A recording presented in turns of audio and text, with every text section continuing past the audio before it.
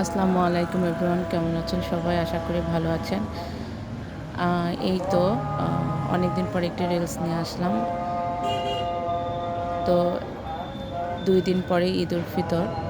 তো আসলে এই আরিফপুর কবরস্থানে শুয়ে আছে সবার আত্মীয়স্বজন, বাবা-মা। তো আমিও আমার বাবাকে হারিয়েছি। তো এই বছরের একটি দিনে প্রিয়জনকে মিস করাটা একদমই স্বাভাবিক। তারপরও যতটুকু পারি বাবার জন্য করার চেষ্টা করি। তো আসছিলাম কবর জিয়ারত করতে। তো এসে দেখি ঈদের নামাজের প্রস্তুতি চলছে। আসলে পাবনাতে এই আরিফপুর মাঠে অনেক বড় ঈদের জামাত অনুষ্ঠিত হয়। হাজার হাজার মানুষ এই জামাতে শরিক হন।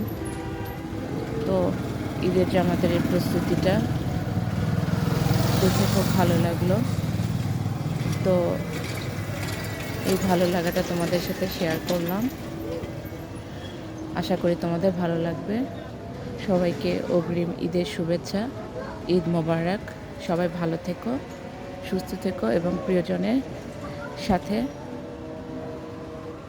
আনন্দ নিয়ে থাকো, এটাই কামনা।